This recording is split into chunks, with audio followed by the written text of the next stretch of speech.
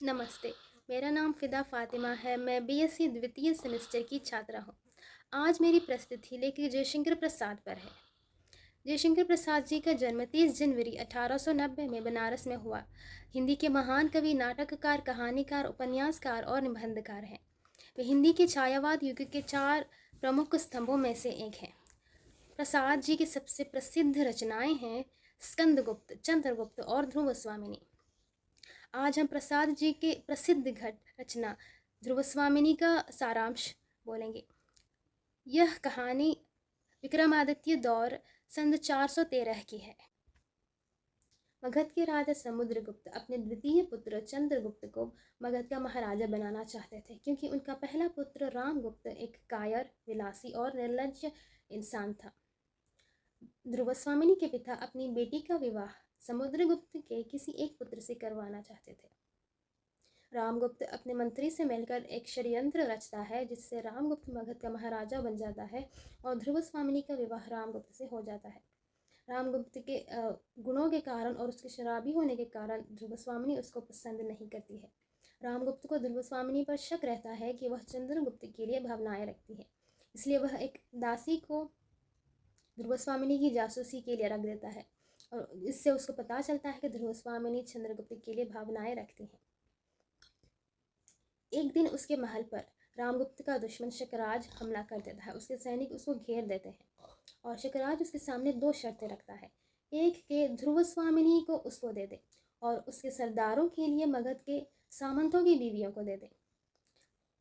रामगुप्त कायर होने के कारण दोनों शर्तें मान लेता है। ध्रुव स्वामिनी उससे बहुत प्रार्थना करती है कि वो ऐसे ना करें, लेकिन वह उसकी एक नहीं सुनता। जब चंद्रगुप्त इस बात का पता लगता है तो वह ध्रुव स्वामिनी से आकर कहता है कि मेरे होते हुए इस राज्य में किसी नारी का उपमान नहीं हो सकता।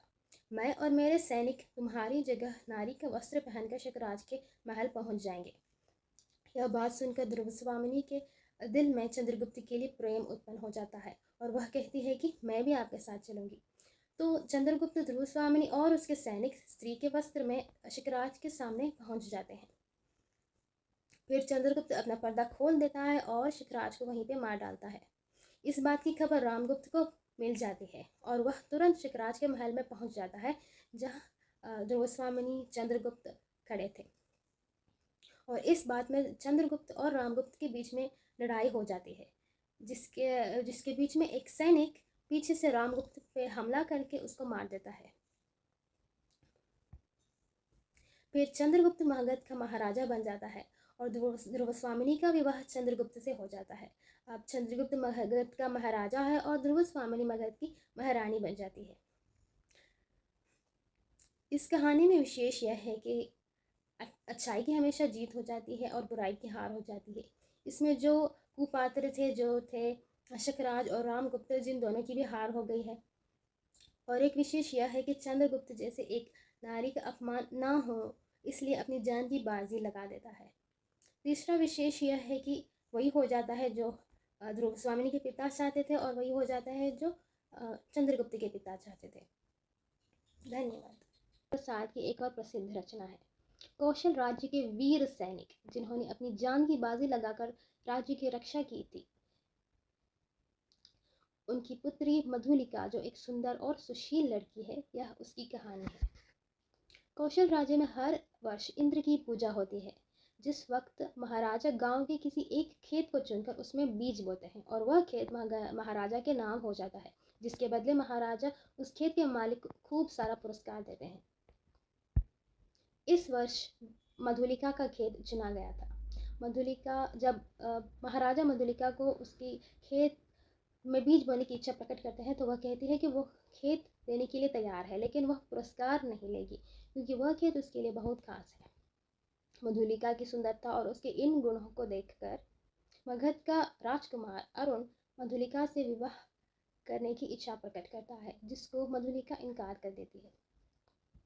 3 वर्ष बाद बारिश होती रहती है। रात का समय है। मधुलिका अपनी झोपड़ी में ठंड में कांपती हुई बैठी थी। तभी उसी दरवाजे पर कोई खटखटाता है। वो दरवाज़ा खोलती है तो वह देखती है कि महाराजा अरुण उसके सामने खड़े हैं। वह कहते हैं कि उनको उनके राज्य से निर्वासित किया गया है और